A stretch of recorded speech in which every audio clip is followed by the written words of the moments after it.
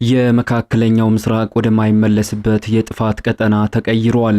ኢራን እስራኤልን ብቻ ሳይሆን መላውን የአረብ ሀገራትን በእሳት እያነደደች ትገኛለች። የዓለም የኢኮኖሚ ልብ ትርታ የሆነችው ሳውዲ አረቢያ በኢራን ድሮኖች ተደብድባለች። ፕሬዝዳንት ዶናልድ ትራምፕ የአየር ድብደባው ለሳምንታት ይቀጥላል ብለዋል።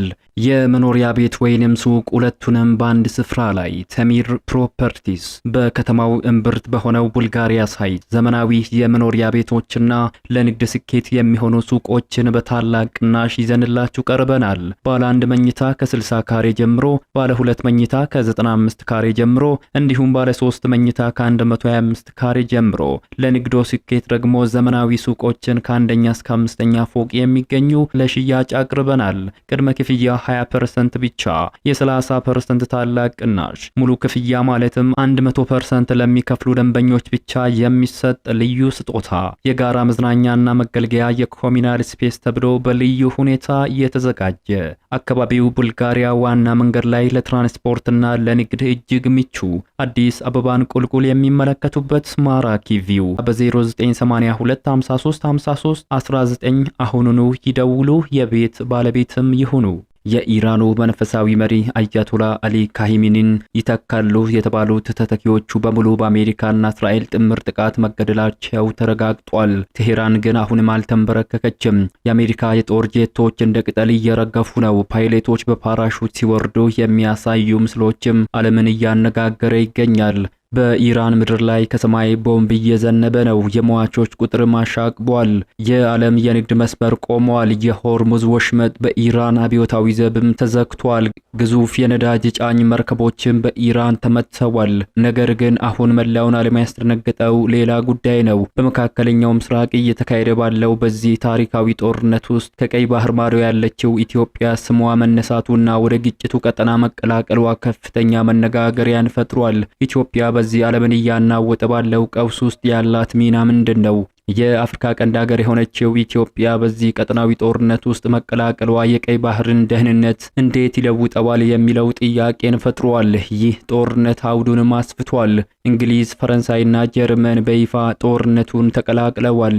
የብሪታንያ የጦር ሰፈር በኢራን ድሮኖችም ተደብድቧል። ሊባኖስ በሂዝቦላና በመንግስቷ መካከል ለሁለት እየተሰነጠቀችም ትገኛለች። ዓለም ወደ ሶስተኛው ጦርነት በፍጥነት እየገሰገሰ ይገኛል። በዚህ የትንታኔ ዘገባችን በመካከለኛው ምስራቅ ሰማይ ላይ ያለማቋረጥ እየነደደ ስለሚገኘው እሳትና ከቀጠናው እየወጡ ያሉ አዳዲስ መረጃዎች በዝርዝር ወደ እናንተ ይደርሳሉ። ቪዲዮ ላይክ እና ሼር በማድረግ አብሮነታችሁን ግለጹልን። አዲስ የሆናችሁ ደግሞ ሰብስክራይብ በማድረግ አዳዲስና ተአማኒ መረጃዎችን ያግኙ። የመካከለኛው ምስራቅ ከቁጥጥር ውጪ በሆነ የሚሳኤልና የድሮን ውርጅብኝ እየተናወጠ ይገኛል። ኢራን በአረብ ሀገራት ላይ የከፈተችው ድንገተኛና ከባድ ጥቃት ቀጠናውን ታይቶ ወደማይታወቅ ስጋት ውስጥ ከቷል። በተለይም የዓለም የነዳጅ ማዕከል የሆነችው ሳውዲ አረቢያ የኢራን ጥቃት ሰለባ ሆናለች። በእሳትም እየነደደች ትገኛለች። የኢራን ጦር ኃይሎች በእስራኤል ላይ እየሰነዘሩት ያለው ተከታታይ የሚሳኤል ጥቃት አካል የሆነውና በበርሻቬ ቅድስት ከተማ ኢየሩሳሌምና በቴል አቪቭ ከተማ ላይ ያረፈው የሚሳኤል ድብደባ የሚያሳይ ተንቀሳቃሽ ምስልም በዛሬው ዕለት ወጥቷል። ቴሄራን ይህንን ጥቃት የሰነዘረችው አሜሪካና እስራኤል በጋራ በመሆን በኢራን ወታደራዊ ይዞታዎች ላይ ላደረሱት ጥቃት ያጸፋ እርምጃ መሆኑን የገለጸች ሲሆን ጥቃቱን በቀጣይነት ለሚወሰዱ እርምጃዎች ማሳያ መሆኑን አስታውቃለች። በደቡባዊ እስራኤል በምትገኘው በርሻቤ ከተማ ላይ ያረፉት እነዚህ ሚሳኤሎች በከተማዋ ከፍተኛ ድንጋጤን የፈጠሩ ሲሆን የአየር መከላከያ ስርዓቶችም ጥቃቱን ለመከላከል ጥረት ሲያደርጉ ታይተዋል።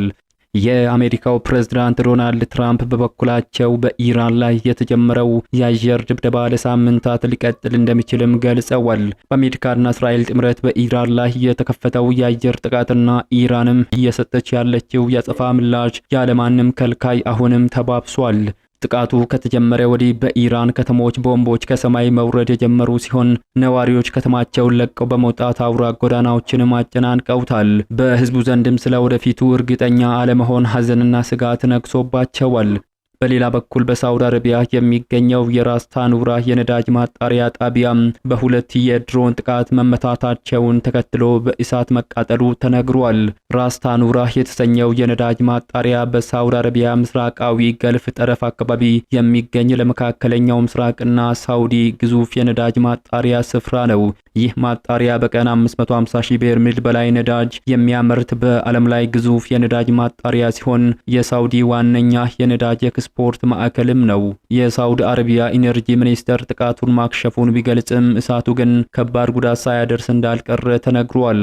እስካሁን ጥቃቱ በማን እንደተፈጸመ ባይገለጽም አንዳንድ መገናኛ ብዙሃን ግን በኢራን የሚደገፉ የሁቲ ታጣቂዎች እንደፈጸሙት ተናግረዋል። አሜሪካና እስራኤል በኢራን ላይ ጥቃት ማድረሳቸውን ተከትሎ የባህረ ሰላጤው ሀገራት ከባድ ውጥረት ውስጥ መግባታቸው ተነግሯል። በሌላ በኩል በሆርሙዝ ወሽመጥ በመርከቦች ላይ የተፈጸመው ጥቃትን ተከትሎ ጦርነቱ ተባብሶ ቀጥሏል። የዓለም የነዳጅ መሸጋገሪያ ቁልፍ መስመር በሆነው የሆርሙዝ ወሽመጥ ላይ 2 መርከቦች ጥቃት ደርሶባቸዋል። ይህ ኢራን ለአሜሪካና እስራኤል የአየር ድብደባዎች በምትሰጠው ምላሽ የቀጠለ ጥቃት ነው። የዩናይትድ ኪንግደም የባህር ንግድ ስራዎች መርከቦቹ መመታታቸውንና እሳት መነሳቱን ቢገልጹም መርከቦቹ ግን አለመስመጣቸውን ገልጸዋል። በሌላ በኩል ኢራን አንድ የነዳጅ ጫኝ መርከብ እየሰመጠ ስለመሆኑ ተናግሯል።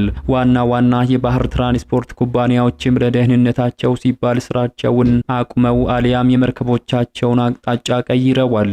የሆርሙዝ ወሽመጥ ወደ 1/4 የሚጠጋውን የዓለም የባህር ላይ የነዳጅ አቅርቦት የሚተላለፍበት በመሆኑ በዓለም አቀፍ ደረጃ የኢነርጂ ገበያ ላይ መስተጓጎል ይፈጠራል የሚል ስጋትን ደቅኗል። በሌላ መረጃ ፕሬዝዳንት ዶናልድ ትራምፕ አያቶላ አሊ ካሂሚኒን ሊተኩ የሚችሉ በርካታ እጩዎች በመጀመሪያው ዙር ጥቃት ተገድለዋል ብለዋል።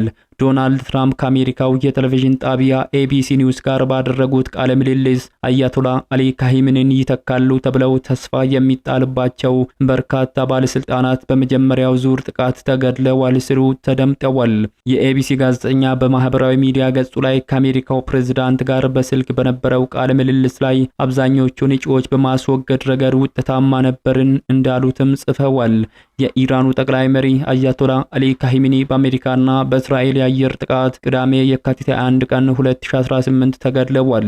የአሜሪካው ፕሬዝዳንት ዶናልድ ትራምፕ ከዚህ ቀደም ኢራንን ለመምራት 3 ጥሩ አማራጮች መኖራቸውን ተናግረው የነበረ ቢሆንም ስማቸውን ከመዘርዘር ግን ተቆጥበዋል። በሌላ በኩል ኢራን በኩዌትና ኢራቅ ላይ ጥቃት መፈጸሟ ተገልጿል። አሜሪካና እስራኤል በኢራን ላይ የሚፈጸሙትን ጥቃት ለ3ኛ ቀናት በቀጠሉበት በዛሬው ዕለት ኢራንም በባህረ ሰላጤው አካባቢ ባሉ ሀገራት ላይ ሚሳኤሎችን አስወንጭፋለች። ዛሬ ማለዳ በኩዌት የሚገኘው የአሜሪካ ኤምባሲ አቅራቢያ ላይ ተደጋጋሚ ጥቃቶች መፈጸማቸው ተሰምቷል። በዛሬው ዕለት ረፋዱን በኩዌት በርካታ የአሜሪካ ተዋጊ አውሮፕላኖችም ተመተው መከስከሳቸውን የሀገሪቱ መከላከያ ሚኒስቴር ገልጿል። የአሜሪካ ኤምባሲ በኩዌት የሚገኙ የአሜሪካ ዜጎች ወደ ኤምባሲው እንዳይመጡና በቤታቸው እንዲቆዩ መልእክት አስተላልፏል። በኤምባሲው ድረገጽ ላይ የሰፈረው መልእክትም ወደ ኤምባሲው እንዳትመጡ ካለ በኋላ ቤታቸው ውስጥ ደህንነቱ በተጠበቀ ስፍራ ላይ እንድትሆኑ የሚል መመሪያን አስተላልፏል። አክሎም መስኮት አካባቢ አትቅረቡ፣ ወደ ውጭ አትውጡ ስል በሀገሪቱ ለሚኖሩ የአሜሪካ ዜጎች የደህንነት መልእክትም ተላልፏል።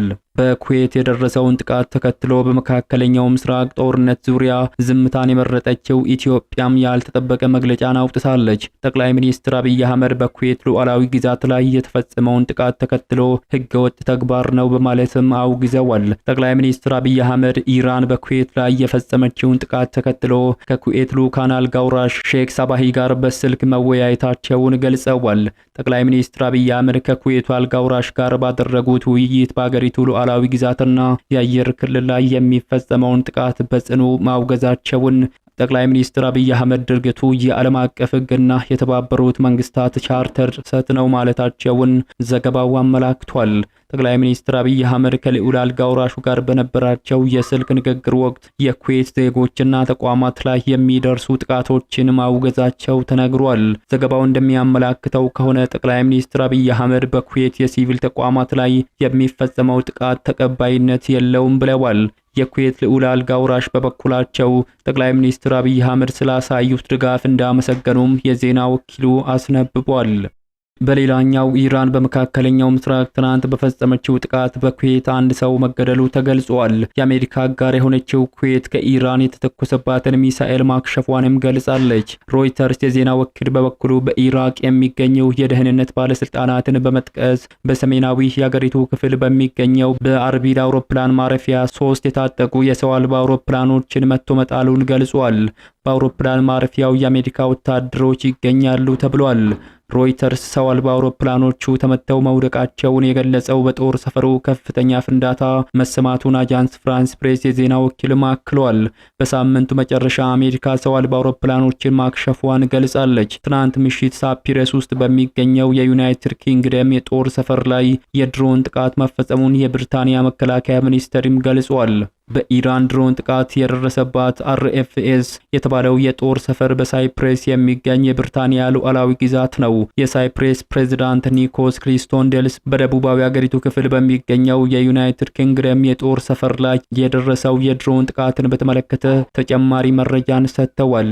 በሌላ መረጃ የሊባኖስ መንግስት በመላው ሀገሪቱ የሂዝቦላን ወታደር እንቅስቃሴ ማገዱን አስታውቋል። ሂዝቦላ ዛሬ ጠዋት ወደ እስራኤል ሮኬት ሲተኩስ ነበር። ሂዝቦላ ሮኬቶችን ሲተኩስ ከሊባኖስ መንግስት ጋር እንዳልተነጋገረም ተገልጿል።